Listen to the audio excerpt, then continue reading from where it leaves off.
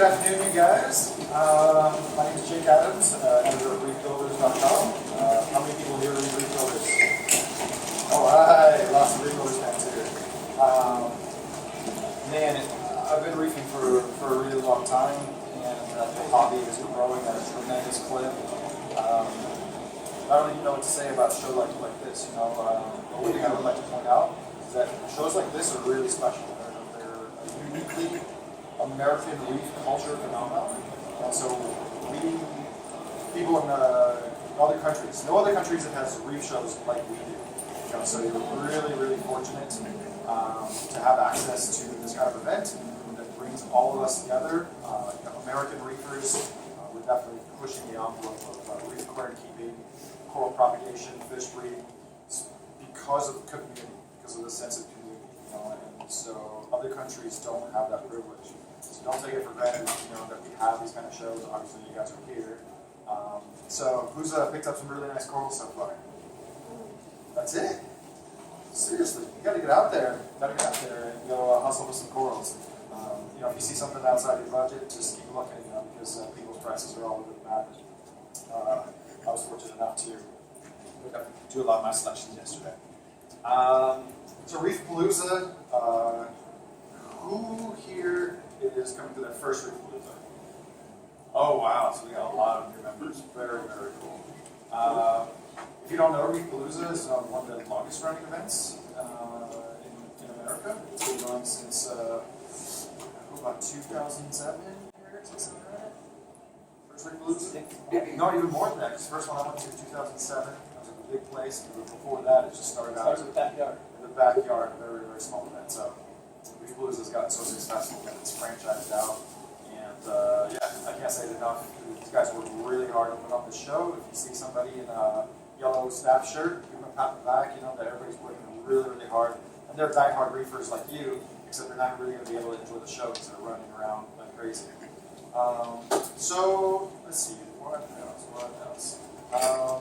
I'm really bad about promoting myself in the Reef blog, so I'm just going to take a little minute to let you know that Reef Builders is primarily a digital publication, but we're starting to dabble into some physical publications, and so we came up with this new book right here on wrasses. This is the complete guide to all wrasses. So if you're into wrasses, this book was published in August, and it's current as the end of last summer. Very limited run. This is done to the specifications of Rudy Kiter. If you like wrasses, this has every wrasse in the book. This is the Wrasse Bible. Previously, Rudy Kiter did a big version of this book, a big format. It was like $350, which was really good. But we have these a limited number for $99. So if you're into wrasses, check out the Wrasse Guide.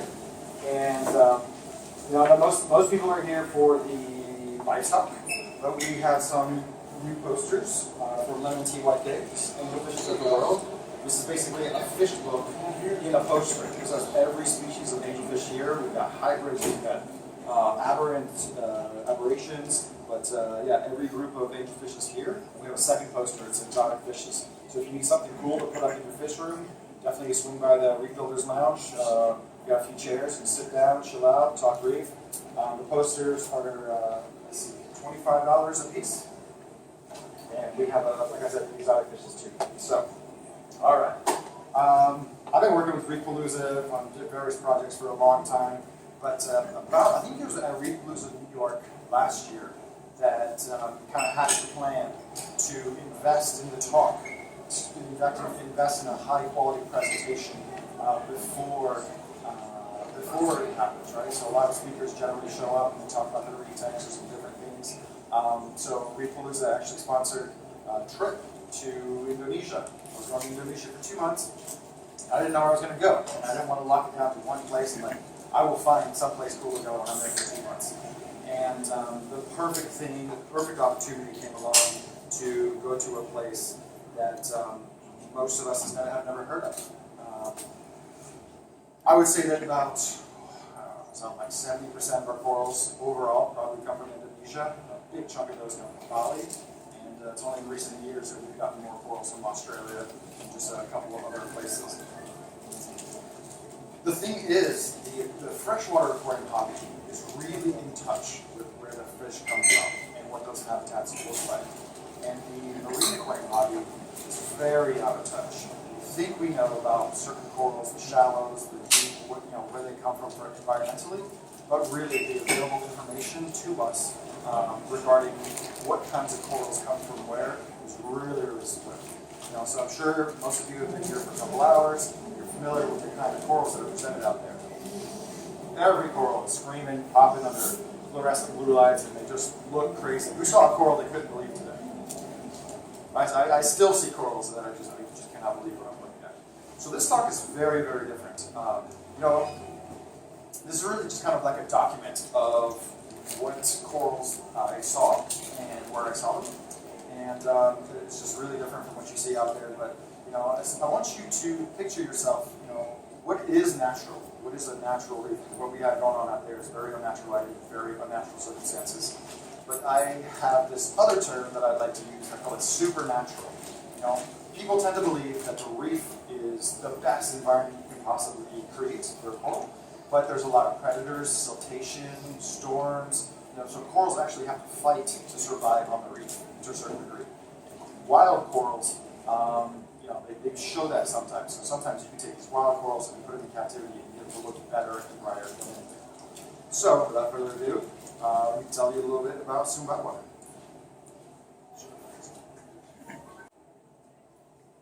All right, so Indonesia is made up of a string of different islands. It's this long chain stretching from Singapore to Australia. And there's a ton of different islands in Indonesia. We know a little about some of the major ones, like Java, Jakarta, a lot of corals come from.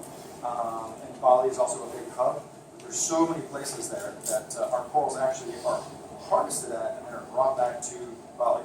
So I just want to give you a picture of where Indonesia is at. This is a map of Southeast Asia in general. You can see right there, Indonesia highlighted in red. So here's a space view, overhead map, so give you a feel of what that's like. I'm going to turn on just a couple lights here.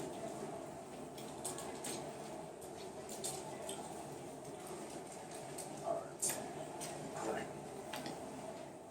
So here's a close-up of Indonesia. Pretty much stretches over here from the east coast of Sumatra, west coast of Sumatra, all the way to this part of Papua New Guinea. So Indonesia is just a sprawling hub of islands. And right here in the center, you can find Bali. There's a familiar island, Bali. A lot of our corals come from there.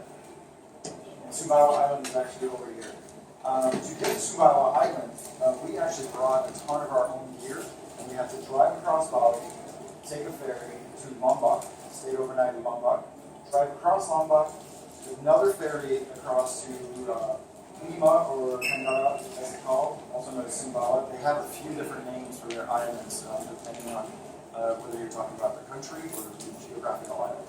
And so this is where we went here. This is Moyo Bay, I think. And this is the point that we went to. We actually built a couple places here, but basically we went off the beaten path really to go find some really, really good corals.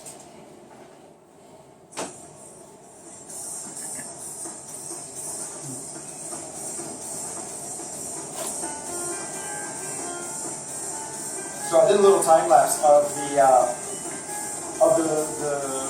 drive, basically the road trip, because we have to take all our tanks, we have to take a compressor, because these things were not available to us where we went on this part of Sumbawa. People say, "Oh, Jake, you have a life, you get to go everywhere." But one thing that doesn't translate in pictures when you see a photograph of a beautiful beach, it doesn't tell you how tired we are, how long it took us to get there, how we're beat up from the car ride. How hot it is, how hungry we are, how many mosquito bites we are. This is kind of the stuff that really takes a lot of work. You just kind of have to sacrifice any notions of comfort to do this stuff.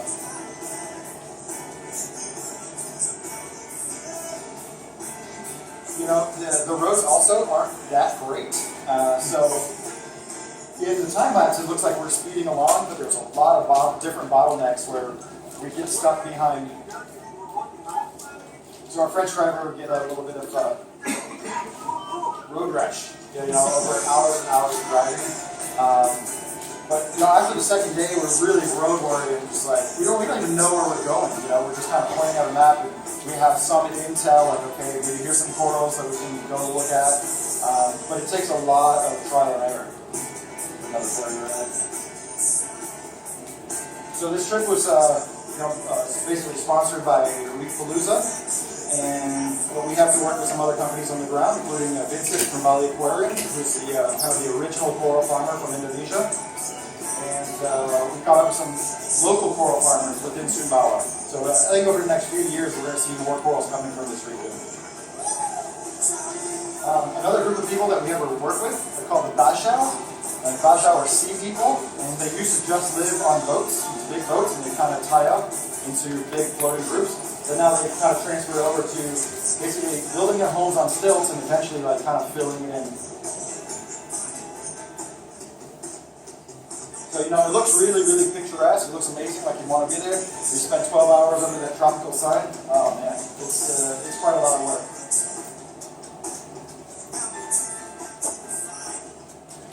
So what's interesting is that Jason Fox ended up on this boat a couple weeks after us, just very randomly went to this spot and searched some corals as well. Now, I've been diving to a lot of different places, and we found what I call, the secret reef. It's not all that secret, but the level of coral growth and the luxurious coral cover is just unbelievable. The day that we showed up there, the water was crystal clear. Just unfettered coral growth as far as you could see. We spent too little time there, really hoping to go back. But what was weird about this reef is there were so many corals, but not really that many fish.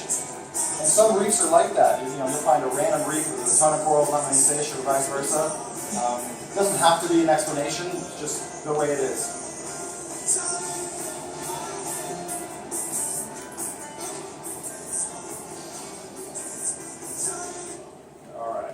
So I'm going to go over, basically just kind of tell you all the corals that I saw. Basically, I'm trying to share this conversation with you and try to bring you on the trip. Like I said, when you see the pictures of these corals, I want you to look around the corals and see what it's on, see what's around it, and be mindful of what level it was at. So I'm kind of breaking up the corals into shallow water, high energy, mid water, and deep water. But at first, I'm going to show you some various corals before I get into individual corals. So in the shallow waters, is obviously mostly Acropora. Acropora are dominating, and there's other types of acros called Isopora. Acropora has defined axial tips, but Isopora, those tips actually start to blend into really tough coral, really, really thick coral, sometimes called cat's paw. Right here, you can see some bottle brush style corals, which are generally considered deeper water. It's just a little bit deeper than the varieties. And the formations that you see, just made out of completely corals. You could spend a whole dive just going around one of these bottomies and checking out all the nooks and crannies for fish and corals and different things. And one thing that we're missing in our aquarium hobby right now is just getting really frag-centric. We forgot what a big colony looks like. That's another dimension to the coral that is becoming more and more rare at least in the American aquarium hobby. In Europe, they're doing a better job of that. And some other corals, like blue ridge coral, is a really, really neat coral. For some reason, it's completely overlooked in the aquarium hobby. But if you give this coral some love and you put it in a high-energy environment where it belongs, it's just a really, really neat specimen. This particular spot right here was 3 different lilies, 3 different colors, growing right next to each other. Sometimes you see corals and you're like, man, it looks like somebody aquascaped that, but they did. So as you can see, that was really shallow water, and a little bit deeper. There's less waves, so some of these big colonies can get really, really big. So imagine this coral in comparison to the frags that you're seeing out there. And some other corals, a little bit deeper water, grow really, really open. I love taking these companies left top up, looking up at corals and checking out the silhouette. Here for scale, you can see one of our dive buddies in the fields of coral. So this is very, very different from what we see in our aquariums from day to day. And man, I wish we could have spent more time on this reef because it was absolutely sprawling. All right, so one thing I do want to show you is some of the weirder corals. I saw this growing coral from across the way, and I thought, oh, that's really beautiful, and particularly spirally Capricornus. And then when I came in to look at it, I'm like, holy crap, that's an unusual Leptoceras. This is Leptoceras legatii. Here's a different Leptoceras. It's called Papyresia. This coral right here can actually grow unattached into a tumbleweed. It even looks like a tumbleweed. This is actually a big colony for this coral. Usually they're really, really small. In one rare occasion, I actually found a little stand of it. But there's so many corals in the ocean that never make it to aquariums. These corals can show up, but since they don't look like those corals and people don't know what they are, they don't really invest the time to find the colors and to give them the care they need. So Acroporus speciosa is one of my favorite kind of smooth skin acros from deep waters with these really long tubular corallites. And you can see this one is actually not on the reef. This is a very rare case where corals are actually surrounded by this dark sand. Most places there's very little sand. Acroporus gemifera is hands down the most attractive SPS in the ocean, or acropora in the ocean, but it's really hard to keep the colors. It's the kind of coral that needs perfect conditions, needs intense light, and this is one of those corals that when you collect it on the reef, by the time you get it to the beach, it's already starting to lose color. So, you know, when you think you've seen it all out there, just let me tell you, there's a whole lot left in the ocean. This is cool. You see abertinoides or Acropora robusta colonies imported, usually in kind of small branches, but they can grow out to just these really, really majestic corals. This is a little bit bigger than life size. You know, so you can imagine yourself swimming over this coral. It's just a huge formation.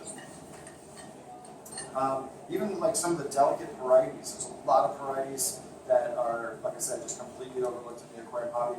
When they come in, you know, you really have to use a critical eye to, you know, picture them in your aquarium lighting. So this coral is basically yellow at the base and blue at the tips, with a yellow tip at the very, very top. You know, a delicate kind of pastel-looking coral. Here's another shot of it. Varieties, I don't remember which varieties I used to determine this one was. Here's another varieties. I've never seen anything like it. And at first it kind of looked like a Montipora, but it has these crazy pink color with red polyps, and still just, and knowing that it's this crazy blue sheen on top, that was just still something I haven't really seen in captivity before. Parietes is greatly overlooked in the aquarium hobby because you know, not too many of them have a crazy more style than others. I really love this coral because ever since I was young and looking at pictures of some soft corals in books, there's a certain species that have these really, really thin branches and look kind of like weeping willow trees, but they're branches that are, you know, are coral branches. So it was really cool to see this one in the wild. Here's another shot. So they opened up, but they opened up so much that the branches kind of droop over and kind of sway in the current very differently from what you'd expect from a typical soft coral. So here's that isopora I was telling you about. This is a species of acropora where the corallite, the actual corallite, is a little bit indistinct and it's a lot thicker. But Isopora brueggemannii, this coral is so ubiquitous. It's one of the most common corals on reefs that you see, and I don't think I've ever seen one in captivity. It's not for lack of availability. It's just that it just doesn't pop like these kind of colors. One coral that's surprisingly rare to come across underwater is the good standard hammer coral. This one was a little bit peachy, but nearby there was some really, really orange hammer. And it's interesting because it had kind of naturally split and kind of broken up a little bit. I have a real soft spot for Acropora cumulus. This is also a really shallow water species. It's going to have perfect lighting, really good condition.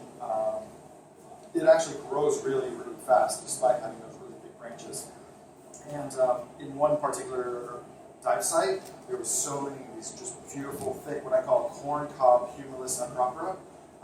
This is the kind of coral that needs really intense light, really low nutrients, and lots of water flow. So it's kind of against the grain of the majority of the corals that we keep in our aquariums, which is too bad because it's just such a beautiful species.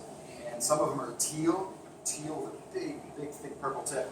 And when you see them look right, they kind of look like a small piece of corn cob. So I sometimes call this a corn cob acro.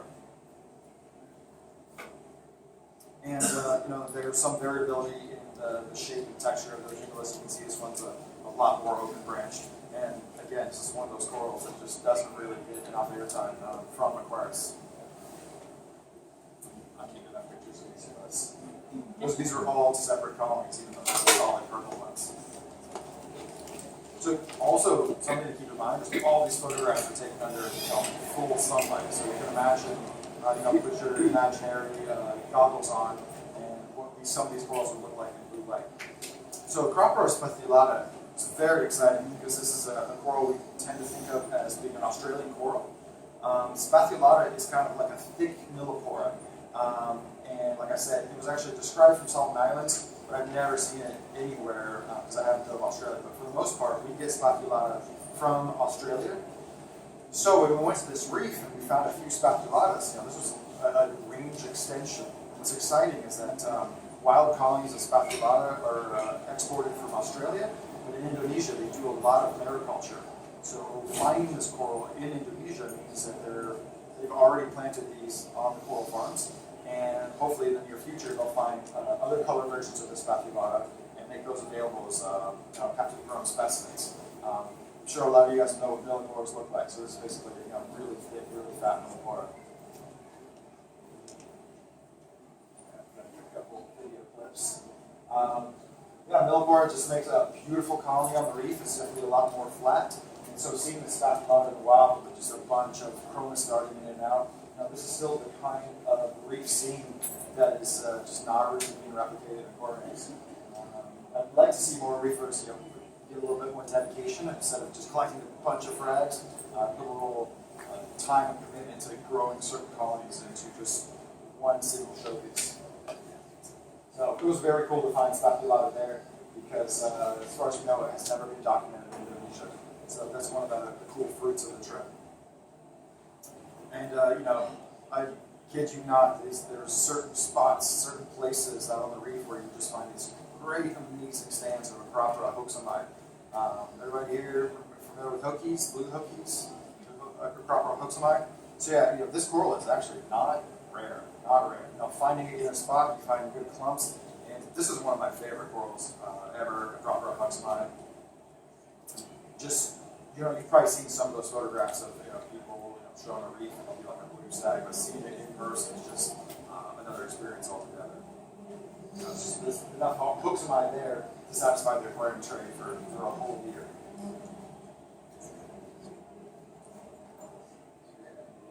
Like I said, so this is one of those pieces that I talk about being aquascaped. It was like somebody had taken the blue hoaxamide and put it inside of a cap, and they were just growing together in pretty shallow water.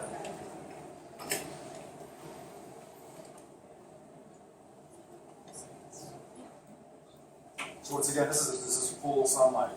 The blue that you see in Acroporas is a chromatic color, so you can put all the fluorescent colors you want on there, but it can be chromatic light to really bring out that blue. So one of the reefs that we went to, we actually went there specifically to find out and to see. I wanted to see where Zoanthids come from. It's strange because Zoanthids are really common in the hobby, but you don't see them that often in the wild. You see a few here and there. So we found a spot, or we were told of a spot by the farmers, basically, of where they get their Zoanthids from. So you see, this is what I kind of wanted to convey. It's a shallow water habitat. We have the hoaxamide at the top, and just under it, basically kind of shaded and protected, just a foot below it is basically fields of Zoanthids. The Zoanthids in certain places are growing everywhere they can. It's strange because all these Zoanthids were basically mixed, so it wasn't one colored Zoanthid that was dominating. But we tend to think of Zoanthids as low-energy corals, right? We put them in a kind of low-energy tank with low light and low flow. But they were basically, where you find the Zoanthids is right next to staghorn corals, for the most part. They like that shallow water. That's why you can put your Zoanthids in metal halides, although they'll grow a little bit out of control. And in some ways, they're actually helping contribute to two things. One, they're kind of breaking down the reef by encrusting on the bases of certain staghorns, but they're also keeping it together because they're growing like a mat. So it's really interesting to see these corals just kind of growing at the edge of those disturbances. So we got all of those Zoanthids. And like I said, this is full daylight. So if we had the ability to dive on this reef with a blue light and go hunting, I'm sure we're going to find some crazy Zoanthids. But you saw this one's like blue Zoanthids with green tentacles, all different versions of those, and the one before was a little bit more of the oranges. But you can see the leftover staghorn bases are all growing from. I'm sure you've seen some fresh colonies of Zoanthids on branches. You might wonder, I wonder how it grew on those branches. Well, this is part of the habitat that they come from. So next time you think of your zoanthus as a low energy coral, just remember it's actually growing right on the remains basically of Acropora and staghorn corals. And mixed in with the zoanthus, this is, like I said, an area of disturbance. So there's a lot of corals growing right alongside it. So we actually saw some flagellarity there. There's a little bit of green clove, but a lot more of kind of the orange stripe profile growing right next to the zoanthus. This is another classic coral that I still think just doesn't get the respect that it deserves. Is Acropora harita. Back in the day when we were looking at wild coral books, Acropora harita was the one pink coral with like crazy, super bushy polyps. And similar to Acropora hoaxamani in shallow water, there's actually a lot of Acropora harita in midwater. This is actually not unique to Sumbawa Island. This purple harita with green tips is actually pretty common. And what's neat is that in shallow water, it gets really green. And in deeper water, it gets really, really purple. Somewhere in between, it's purple with green tip. And what's funny is that certain coral farmers are shipping out the same things as two different things. They're shipping out Acropora harita green or Acropora harita purple. They're the exact same coral. This is an amazing coral. It looks good in any tanks, thin branch, moderate flow, really, really easy to keep. And they're coming in good numbers mariculture. This is really, really cool because I was looking at this one patch of Acropora harita and I saw one perfectly dead branch. I'm like, that's kind of unusual because if coral's dying, usually that dead branch will have spread, or it's rare to see it perfectly white, something would have grown on it. So I looked a little closer and I saw this pink-eyed nanolily. This is actually what they do. They will actually clear off a branch and they use that as a signal for a female to come in and spawn on that branch. And the thing is, you may have killed one branch, but to protect the whole coral in exchange for being able to spawn right on that one little branch. So it's very neat in the wild to see this kind of behavior. This is actually a Montipora. There's a lot of corals that we, like I said, that just don't get access to in our aquariums. So this is like your Acropora salata. The base was light brown with some hints of fluorescent green, but with bright purple tips. And that purple color, this is the chromatic color that I think we're missing a lot of in our tanks. People are going straight blue into their lighting, but they're missing the colors that balance that out. So this is let's see, it was a Montipora, I think it's mimosa. Really, really neat. That coral just looks like that, even in captivity. It's these big white polyps played out, branch up. Once again, this is one of those corals that we don't see very much. But there was a lot of gnarly Montiporas. We've seen a lot more gnarly Montiporas in the hobby in recent years with these big, big nodules. This one was so nodular that it just defies being identified. I don't know what this coral is specifically. This one was even crazier. Just super gnarly, like beyond anything that we have described as Polymensis, there's Annata, Tuberculata. This one is just like the gnarliest one we've ever seen. What's very cool is that me and Vincent took pictures of the corals from a different angle, and depending on your lighting in your camera, it's either blue with kind of a yellow edge or a little bit more purple. But yeah, to this day, I still haven't seen a coral like that in captivity. So it's really cool to go to the wild reefs and see everything that we're missing, essentially. This other drift time, we came across a blue Gonipora, and I'm sure you've seen bluish Gonipora, like this one. This is a Chinulidans, a little bit more purple, but in this particular area where Gonipora were particularly successful and particularly well represented, we saw some legitimately blue Gonis. Super beautiful. This is another group of corals that is kind of on the rise in the aquarium hobby, but still doesn't get as much love as it should. And if you're keeping any kind of Goni, you really want to feed it and those manganese and iron. That'll keep it happier long term. So yeah, blue Gonis look just like that underwater. Really, really beautiful. What's really interesting is I was asking Vincent before we went on this dive, I was like, hey, how come we don't see more Stereonephthyus? This is a soft coral that is related to Dendronephthyus, the carnations, which are pretty much impossible to keep as far as we know right now. We don't know how to keep them, except this one is photosynthetic. And interestingly, this reef that we were on when I first dove it, it's like, man, it's a little cloudy. It looked like microbubbles everywhere. And eventually I was able to kind of zoom out and take a look at it. And it there's actually copepods in the water. Just copepods, so many copepods in the water that it's basically clouding everything. And so it was really cool to see stereo method in the wild. Now, I had never seen this coral in the wild because it's not that common, but on this reef it was represented in all different colors. Again, this is one of these corals that we should be growing, propagating, and keeping a lot more of. And this is an intermediate depth. The stereo method comes, as you can see, it comes white, yellow, purple, and different variations on the branches and the branch tips.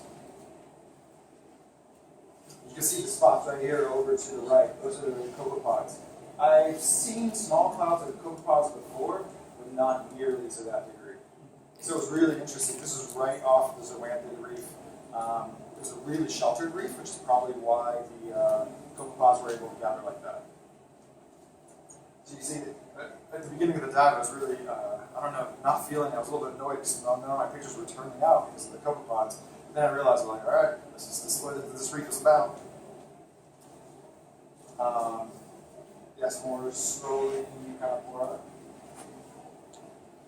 All right, here's a good view of those copepod clouds. I just pointed my camera randomly at the clouds and was able to get more focus. So really, really cool to see that. Another coral which is really doesn't get enough airtime is Acropora plumosa. It's basically kind of like a blend between a staghorn coral and a table coral. So it's like a staghorn that just grows flat and the branches meet each other, but they don't really fuse solid. These corals can actually get really, really huge. You usually find them at an intermediate depth, and I've seen them. I've seen a plumosa the size of this area. It was just so huge that it hit a boulder where it was growing, and a new colony was kind of floating basically on the backside. But it makes this crazy scream that you can actually see through. We're going through. Here's another look at that Acropora plumosa. It's not the first software I've actually thrown in this coral because I try to give a lot of airtime on camera. Just, this is what some of the collectors look for. So this would be a really easy section of reef to, when you're diving, just pass it up. Because you're like, oh, there's a bunch of dead corals there. But if you look closely, there's a bunch of new recruits here because we have fresh real estate. And this is actually, one of the places where we see some of the coolest corals. You would not believe how much diversity there is right there in that little section, but I'm going to show you what there is in spots where you would easily swim over. This is a very oddball species I've seen in Indonesia and in the Philippines. It's kind of like Acropora locani, the popular 20,000 leagues, 30,000 leagues locani, but it's more branchy, thinner, and there's lots of locani there, but it just doesn't correspond. So in that same spot, so this is an orange Leptoceras. You have to use some of your reefer glasses when you're looking at this, because underwater you're like, well, it looks like a brown coral. But in your heart, you take that, put it in an aquarium, and shine a blue light on it, that thing will be just crazy fluorescent. Here's another spot, or this same spot, another coral in that spot. This is Acropora liliaceae. Not the most looker coral, but it's got these really cool kind of dark polyps on a white background. Here's another shot of the CF locani acro. And this is kind of a rare coral. Everywhere I've seen it, I've only seen a couple of colonies here and there. Bommies. Coral bommies are just like basically little islands of life in an expanse of sand or rock or something. But for some reasons, in certain places, you don't have this continuous formation. For the most part, it's usually not there's structure underneath because corals can't really grow in sand. But I really love seeing bommies because it's one of the few places that you can look at and quickly survey just about everything that's on there. So this bommie was really weird because it looked like it was growing from the inside of the sponge, and it was like the growth basically was tumbling out of it. Very, very neat. This also looked like it was aquascaped. I have no idea how that coral ended up in the middle of the sponge. And this is another bommie. A little bit deeper, but not so deep. And what's cool about, again, going to the wild is seeing similar corals growing right next to each other. Well, these are two species of Leptoceras. And from most of the literature that we have, you can't really tell them apart. But when you see these corals together in the wild, you can see that this one right here, the Leptoceras tubulifera, it creates these tubes, and it has pretty smooth corallite lines, and this is costulata right here. You can see it's got a little bit of spininess around each of the corallites. So these are the things that scientists look at to tell one species from the other. This was probably one of my favorite bommies. Had some huge price, some huge vermitid snails. If you have vermitid snails in your tank, kill them. I hate vermitid snails so much. But basically what they do is they cast out a mucus net to catch food, and that mucus net often hits your corals and just irritates them over and over and over, but it's a very slow death. This is one of the most impressive bommies I've ever seen because it had coral growing inside of coral, growing on top of coral. I actually took these pictures for you with this talk in mind. I'm like, oh man, I'm going to give them a tour of this particular coral bommy here. But you can see this just has a slice of life from one end to the other, every single kind of coral. There's branching pectinium here. This is a millipora fire coral, like a thin branch fire coral going within the staghorn. Let's see. Got some bird's nests in here, some bottlebush acros, a couple of Possiloporas, some Porites. So this is the thin branch pectinia. A lot of stuff, from afar it might look very similar, but when you look up close, there's all kinds of life, and there's some kind of a blue deep water acro right there in the middle. As I was doing my survey of this reef in Sumbawa, I was thinking about you guys. I'm like, oh, I can't just show nothing but coral, so I figured I'd show you a little bit of fish. One common fish that you see throughout Indonesia associated with corals is some of the dwarf gobies, the pygmy gobies, Ebiota particularly. This is Ebiota bifasciata, so a two-striped nanogoby. And for some reason on this reef, they were hugely abundant. There was tons and tons of them. And when we found them in a particular coral, they'd be in there, up to 50 or 60 in a single coral. And what's weird is you'll see a few different corals right next to each other, but they've all decided that we're going to live in this one coral. So this is actually something I want to recreate in a future aquarium, is creating a bommy of base probably some granulosa, and get this coral, that fish, and keep it in a small cluster like this. So this is an intermediate depth, and you can see there's cool leptoceras growing right up to the acro. Mixing those type of corals in captivity is pretty hard. But in the wild, there's very little rules for where corals can grow, or where corals will grow. So the reason that we don't see too many of these nanogobies, it's not because they're rare, it's not because they're expensive, it's because they're hard to handle. It's very challenging. The fishermen can catch these all day long, bring the wholesaler exporter a whole bag of these nanogobies. But when they ship them, they have to declare every single little fish, and you have to bag a tiny little fish, and it's just not worth their time to make 50 cents on a fish like this. And even the retailers, they don't have the facilities to house one tiny little fish. Our tanks are just not built like that these days. But at any time, I think that could happen.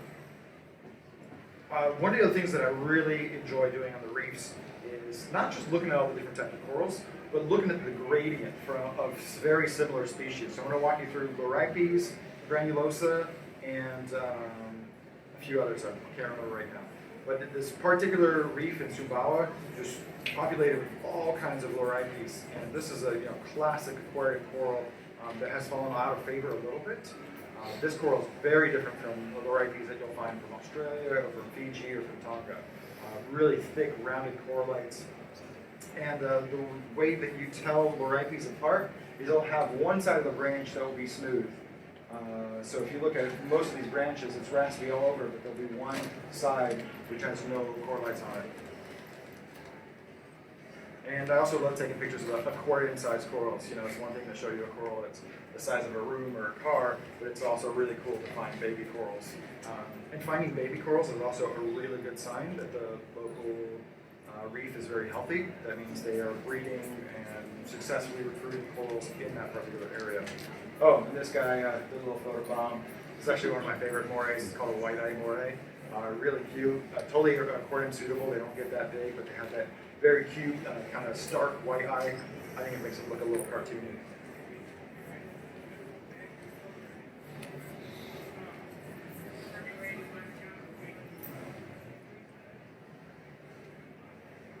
Oh, yeah. So I never had my camera housing leak. I'm not sure what happened on this dive. Something got caught in the O-ring, and it leaked a little bit. But I was on a mission. I was on a mission to get you guys the corals. And even though there was water in my camera housing, I didn't come up for air. I just kept diving, and I held my camera at an angle so that the water would be pooled in one part of the dome port. But I took pictures with water in my camera housing. Later on, it fogged up a little bit once I cleaned up, but it was just a non-permanent leak. So right out alongside this lorite piece, we have granulosa. You know, if you showed me one coral that looked like a granulosa or a lorite piece, sometimes it's hard to say, okay, this is a granulosa or this is a lorite piece. But when you see both of them out in the wild together, then you can really kind of form your mental image of how one should look compared to the other. So granulosa is just another one of these amazing corals. This coral is too nice for frags. Like, you're just not going to appreciate this coral as a frag. This is a coral that really needs to be grown out as a colony to get a feel for its unique shape and texture. And some of, this coral might look like a little bit off brown, but you got to imagine, again, this is taken under sunlight out in the wild, and you put this under any kind of blue light, and it would just be minty green all over. Absolutely gorgeous. And in certain places, it was like granulosa growing on top of granulosa. So this is kind of a theme that I've been thinking about recreating as a Bali biotope with some of those Eviotas. And what's funny is I was telling you about the leak, right? After that dive, I did not take down my camera, and I took down my GoPro. I'm like, you know what, this is going to be all right. I'm just going to take my GoPro, it'll be okay. But then I saw this coral, I'm like, there's no way. I'm not going to take GoPro photographs of this granulosa. This is a coral that I would build a tank around, and one of the very few corals that I would want to share with you more than one picture. But this coral, is basically a light canary yellow with purple tips and margins all over the place. Every dive that you do, hopefully, there's a few corals, and when you come up and you talk to your dive buddies, this is one of those ones that you really, really appreciate. Very cool. That was one of my favorite corals on that dive. What's interesting is that I kind of go by Charlie Barron's descriptions, and my dive buddy and coral identification buddy, he goes a little bit more by Carden Wallace, and these are two different researchers, and for certain corals, they don't really agree on which one is which. So it's kind of funny to argue with them. But here you can see, again, a common motif of just solid purple colors. This reef was particularly well populated with locanites. In Bali, there's been intensive collection for the aquarium trade for a long time. So these used to be common in Bali, but they aren't anymore. And so it was really cool to go to a more pristine reef with a lot more. Of course, you don't see it. Once again, this is a light yellow coral with purple tips. I mean, who wouldn't want that as a frag? What's funny is that there's frags of this coral out there. I could go out there and find them in a few minutes, but if you went out there to go find it, I'm sure you just wouldn't be able to, because it's hard to translate your perception of what a coral looks like in the wild versus one that's in captivity. So if you have a chance to dive a tropical coral reef, I definitely would encourage you to do so. So we love some deep water corals. These deep water acros are not necessarily deep water. In Europe, I like what they call them. They call them naked corals because they have a lot fewer coralites. So if you take the the locanite that I just showed you, you stretch it out furthermore and you make it a little more smoother, you have Caroliniana, and you can see that it's got these kind of conical tips at the top of the branch. And you can see also, at least some of these pictures, there's just Eviota bite fasciata everywhere. It's really, really cool to see these kinds of corals out in the wild, just looking as beautiful as can be, because generally that's not the case. Certain corals, you got to put them under some flattering colors and some flattering lighting to get the whole thing to come together. So some of the deep water corals are also green, like this Caroliniana. And yeah, this was just a perfect specimen. There's also something that you don't see in captivity is corals that are really, really well grown out. So being able to see them in their perfect shape, like a living, growing crystal, is very, very exciting. So Suharsenoi is an even more stretched out version. This is the longest branched version of the deepwater acro. Comes in a bunch of colors. We went on this one dive, on the leak dive. We actually split off, and a group of us went a little bit deeper. Vincent and I stayed shallow because I had to let the leak, so I didn't want to go deeper, put more pressure on my housing. And two of our dive partners said they saw red Suharsenoi. And we were like, yeah, you saw red Suharsenoi. I'm sure it was just like a really colorful brown. And then when we saw the pictures later on, we're like, holy crap, that's a pink or red Suharsenoi. Never seen a coral like this, or Suhartenoid this color. Generally they're green or they're gray, and so seeing this one in this particular habitat was great. But on the flip side, you know, corals aren't always in perfect health, and this particular one showed a little bit of recession on one side, despite the other end of it just looking really, really amazing. And for something completely different, on the copepod reef dive, really noticed a bunch of really cool wire corals, and this is just one of those neat Aesop's corals to kind of end up the talk. I don't know why, but I got really fascinated with these corals when I was underwater, probably because I'd taken pictures of every single kind of macro. So then I started giving a little bit more attention to these wire corals. Because as you can see, they're non-photosynthetic coral, but you'll find them in pretty shallow water growing alongside, you know, a lot of corals that we know.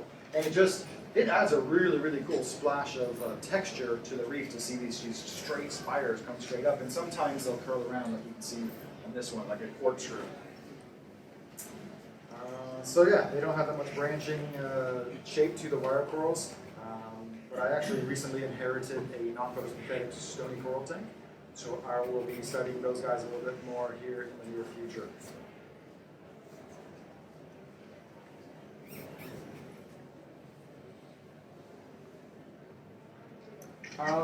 So this is my last slide.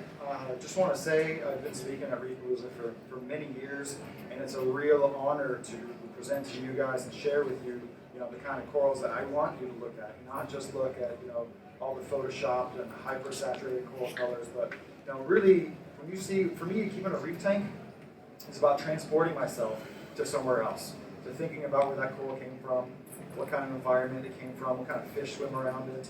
And so, you know, every time I see my aquariums as a, you know, a passport to someplace more exotic. So it's really, really cool to share this with you. Thank you so much for attending my talk, and I'll take any questions you have now.